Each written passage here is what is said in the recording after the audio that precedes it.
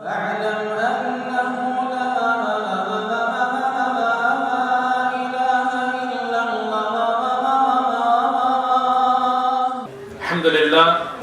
الحمد لله رب العالمين والصلاة والسلام على أشرف المرسلين وعلى آله وصحبه أجمعين أما بعد. So we had discussed the issues of Salah, the masail of Salah with Takbirat al-Ihram, and then what do you say in it, the actual takbir, and then the raising of the hands when you begin the Salah.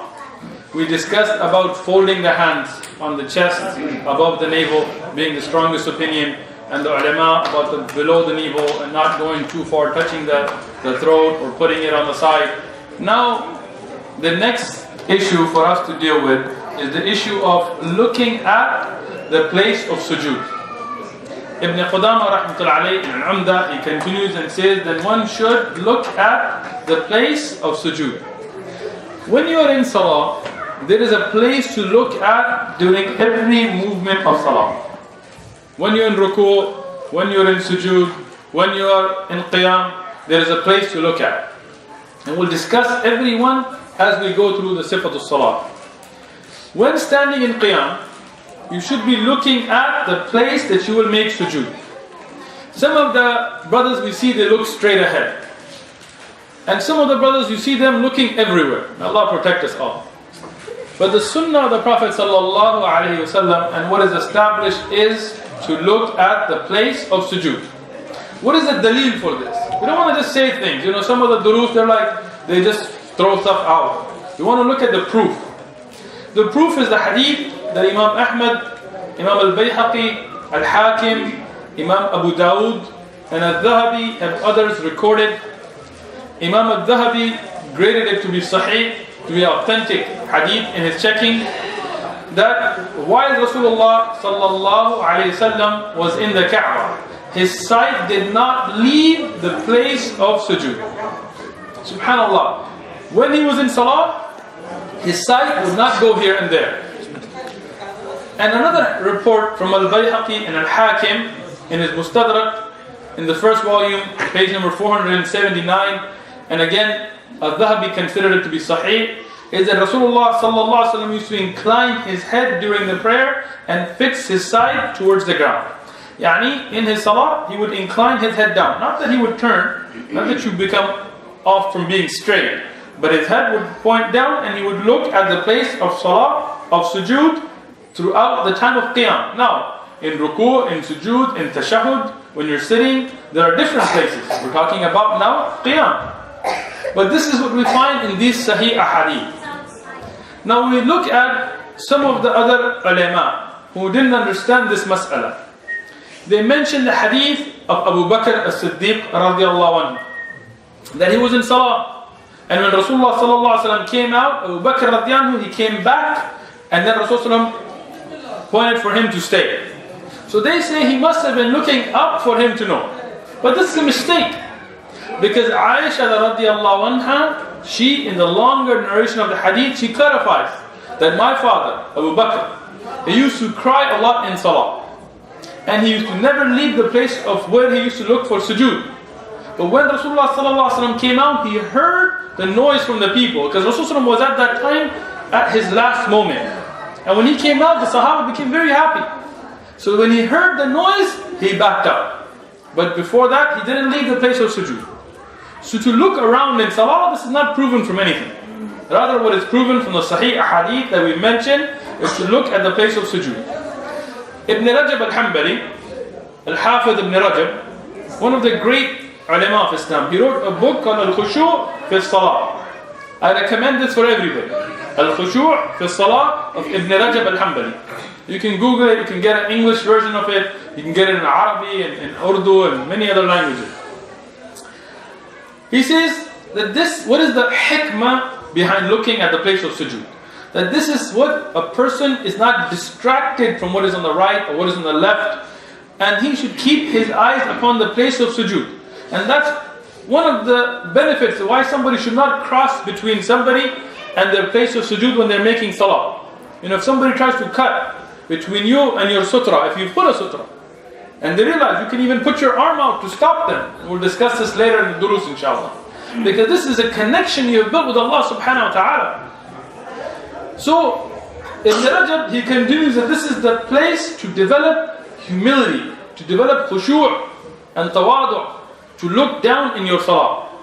When you're looking around in salah, when you're looking at here and there, this takes away from your khushu'. Many of the people, if you see them looking around, and you tell them, Akhi, you should look at the place of sujood in salah, they tell you, oh, I have khushu' in my heart. And here, Ibn Rajab, he quotes one of the sayings from the Salaf, from the earlier generations. He says, when the Salaf saw somebody moving around a lot in salah, or looking here and there, they said he has no khushu'. Even though they can't read the heart. But they said that if he had khushu' in the heart, the limbs would have followed the heart. Because the heart is like the king in the body. When the heart is fixed on something, if you make your decision in your heart, you have an intention to do something, the limbs, the body, it follows. So if you have khushu' in your heart, you won't be scratching and you won't be looking here and there and you won't be looking, moving around and shifting your weight and doing these things. And if you are doing these things, that means there is a problem in the khushu' that you have. Today we see some brothers and sisters, may Allah forgive us all, they say Allahu Akbar, and as soon as they start, they look up. And they look this way. And you'll be making salah and they'll be following you with their eyes. SubhanAllah. Where is the khushu'? Where is the khushu'? It is even not from the sunnah to close the eyes in salah. We know from this hadith that Rasulullah didn't close his eyes in salah. Ibn al-Qayyim al-Jawziyah said that if something temporarily is extremely distracting, then if you close your eyes for a minute just to keep your khushu' and then open them, there is jawaz, this is jaiz, we don't say it's haram. But we do know that regularly, even in sujood, even in ruku', even in qiyam, the sunnah is not to close the eyes, rather to look at the place of sujood when in qiyam, and we'll discuss all the different situations as we get to them, and where to look. Because every place has its own hukam. For example, I'll give you one in tashahhud. When you're sitting in the tashahhud, you should be looking at your finger. It should be raised. Some brothers, we'll discuss this in detail, but some brothers, they raise the finger like this. Just this. It's not from the sunnah. Bring me a hadith that Rasulullah only went like this. Not any madhab. Not one of the madhab. There are two ways in the sunnah. One, to fold these two fingers and to make a circle with your middle finger and your thumb, and to make ishara with your index finger. And the other way, to close them all like this and to point. This is the only two ways in the sunnah. And all of the madhahib are within this. When do you raise or do you make harakah or not? This inshallah we'll discuss when we get to it. But some people in the whole tashahhud, they don't even raise their finger. Even though none of the four ai*imma said this. What would you be looking at? Rasulullah used to look at his finger. If you don't raise your finger, what are you looking at? Some people put their finger back.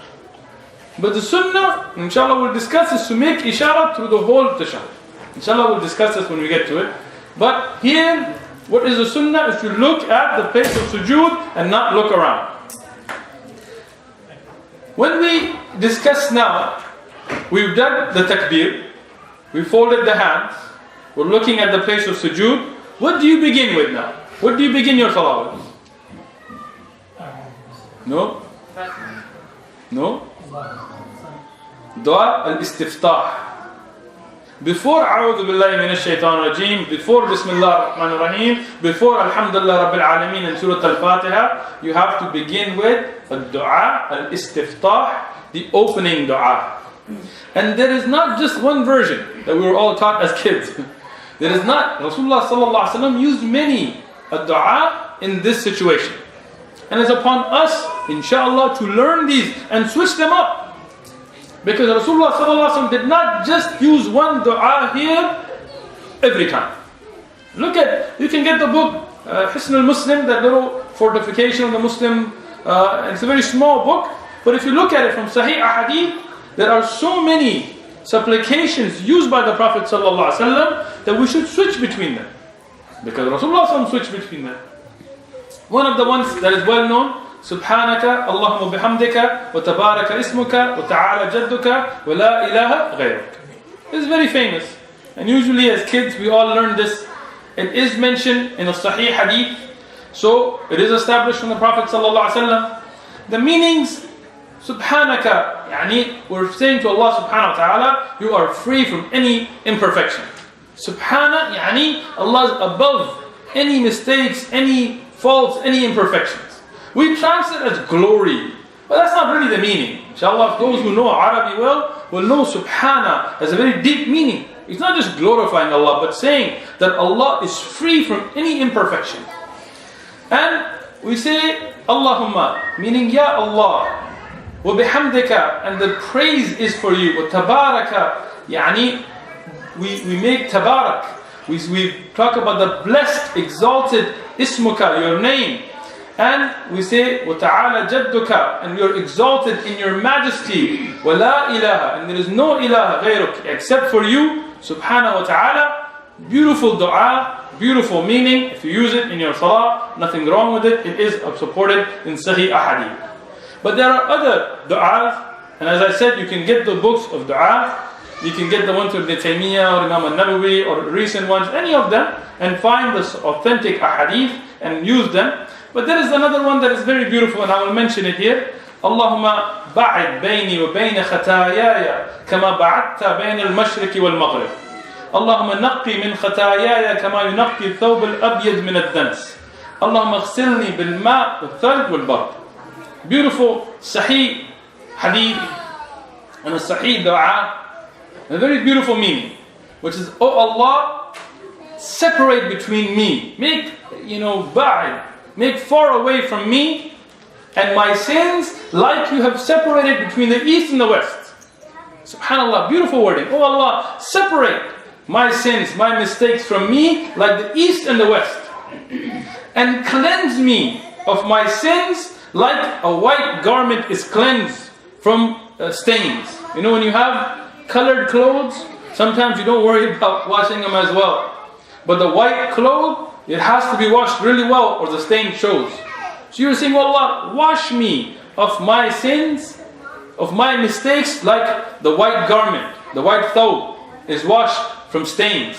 And oh Allah, wash away my sins from me with water, bil-ma, with thalj, and snow, and bard, yani ice. So you're saying all of these ways to cleanse. Oh Allah, clean me like we would clean with all of these ways. And there is fiqh we can take from this. One of the ahkam of fiqh taken from this hadith is you can make wudu with water, with snow, with ice. If you use the ice to melt and use, you can make wudu with it. Because Rasulullah is saying you wash with it. There is fiqh you take from it. And then there is a beautiful dua and a spiritual dua to wash away sins from us like we would wash dirt from our body. There is no khilaf of ulama, like the madahib, ahnaf, shawafi', maliki, hanabila, that it is mustahab to make a dua from the ad'iyah, from the supplication of istiftah, beginning the salah. Meaning, we don't see any khilaf. Nobody said it's wajib, and somebody said mustahab, and somebody says you do, and somebody say you don't. And I want to focus on this because some people, they make madhahib into adyan. Yani, a madhab is a school of thought, it's not a religion.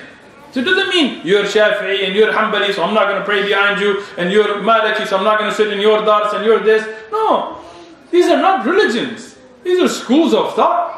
And that's why when you look at the earlier A'imma, you will find great Shafi'i ulama who had Hanafi teachers.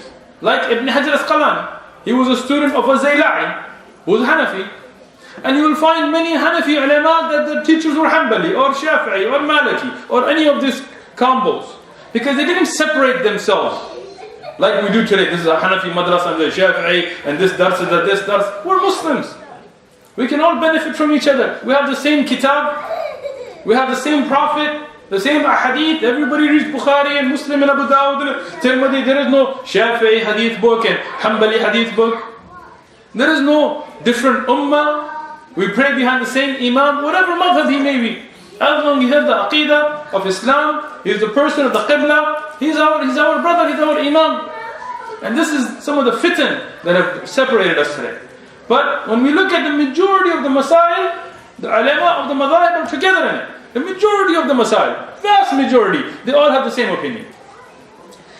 For the Ahnaf, I've quoted here from Mukhtasar al-Quduri, from the Malikiyah, from Mukhtasar al-Khalil, from the Shawafi', from Imam al-Nawawi and his Majmu', from the Hanabila, from Zad al-Mustaqni and Umdah itself, to show that all of these madhab, they agree that it is mustahab to begin with such a dua, whichever one you use, to begin the salah, and this is mustahab. Yani, we don't say it's wajib or from the arkan, it is mustahab. And this is said before A'udhu Billah or Bismillah or Al-Fatiha. After that, Ibn Qudama rahmatullah alayhi begins or continues with isti'adha. Isti'adha is the next step in salah, which is to seek refuge. Majority of us, we say A'udhu Billahi Minash Shaitanir Rajim. And this is mentioned in a hadith, and there's nothing wrong with this. But there is also the wording A'udhu Billahi Samiul Alim Minash Shaitanir Rajim. When we talk about generally, like when before reading the Qur'an or before doing something else, to say A'udhu Billahi Minash Shaitanir Rajim, this is established. So nothing wrong with this. But when we talk about salah in particular, the strongest asanid for salah are to say A'udhu Billahi Samiul Alim Minash Shaitanir Rajim. With Samiul Alim, the wording added, this is the strongest asanid of how to make isti'adha in salah. So after Dua al-Istiftah, what do you say?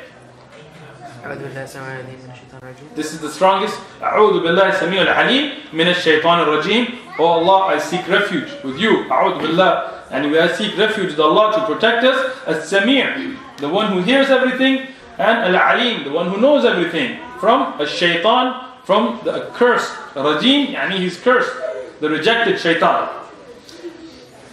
Again, according to Ijma', the consensus of the ulama of Islam, the isti'adha is recited silently. It is mustahab to recite it before you begin Surah Al-Fatiha in salah. Some of the ulama thought it to be wajib with Qur'an in general, and that's a different mas'ala, we're not going to go there. But from the ahkam of salah, it is mustahab, and all of the ulama, Shawafi', Hanabila, Malikiyah, Ahnaf, all of them agree that this is said silently. Whether it's a loud salah or a quiet salah, you recite al-isti'adha. Whether you say A'udhu Billahi Minash Shaitanir Rajim or A'udhu Billahi Samiul Alim Minash Shaitanir Rajim, which is the stronger version of the isti'adha for salah, it is said silently. Next, after that, Ibn Qudama continues. After that, one should recite Bismillah ar-Rahman ar-Rahim. Bismillah ar-Rahman ar-Rahim, which is called al-Basmala. We talked about the difference between tasmiyah and basmala before.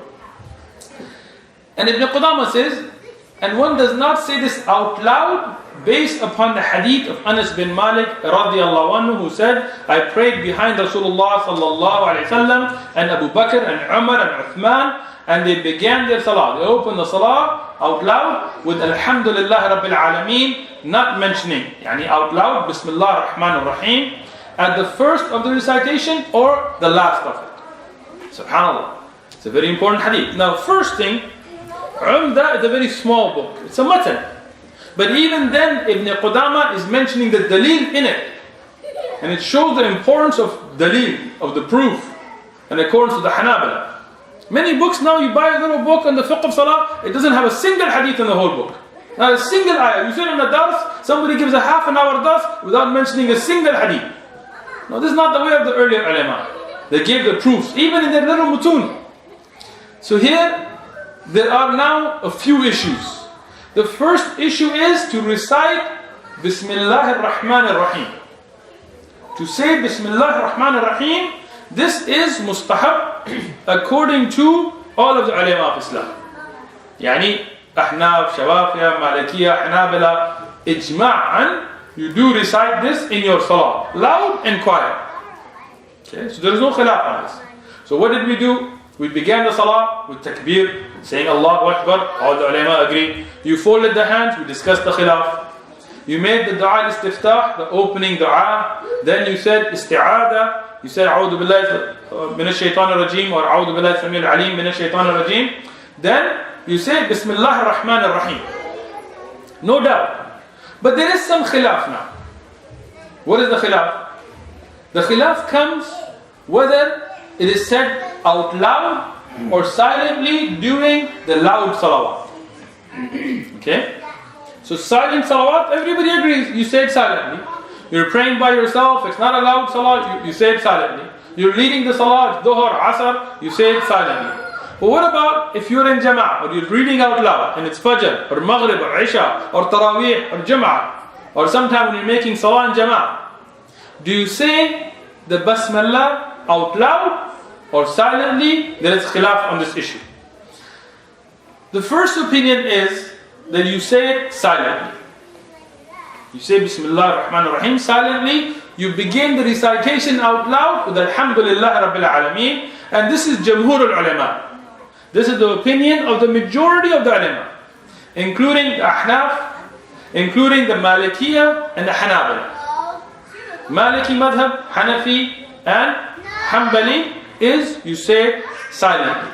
The Shafi'i madhab and the Mu'tamid of the Shawafi' is you say out loud. And that's why when you see many of the countries that follow the Shafi'i madhab, you will see them recite the Bismillah out loud. Now, I looked at like Mukhtasar al-Quduri and al-Hidayah from the Ahnaf and Mukhtasar al-Khalil and many of the other standard books of the Malikiyah and Za'd al-Mustaqni' and al-Umdah and al-Muqni' and al-Kafi and al-Mughri and all of those of the Hanabala, and we found this opinion. And for the Shawafi, I looked at the works of al-Nawawi and other al-Hawi fil Fiqh, Madhab al-Shafi'i and others to find their opinions, but I wanted to also present you the proofs. What is the dalil for each opinion? So when we look at the dalil, for those who say you say it silently, the first dalil, it's a very strong dalil if you pay attention to it. And it's sahih, no doubt, authentic hadith, is of Anas bin Malik radiallahu anhu, where he says, and Ibn Qudama has already mentioned this, that I prayed not just behind Rasulullah sallallahu alaihi wasallam, but Rasulullah sallallahu alaihi wasallam and Abu Bakr and Umar and Uthman, and none of them began the recitation with Bismillah out loud. Now why is it so important? Because this hadith, one, is sahih, but second, it shows a practice not just in the part of a life of the Prophet ﷺ, but even after his ﷺ's death, and the Khilafah of Abu Bakr, and the Khilafah of Umar, and the Khilafah of Uthman radiallahu anhu. Why is that important? Because sometimes you have a mas'ala that was a certain way, and then it becomes mansukh. Yani, there is a nasikh, it gets abrogated. There is a way you do something, and then later it changes. And we learned that with tariq. You can't just throw that around, as some people do.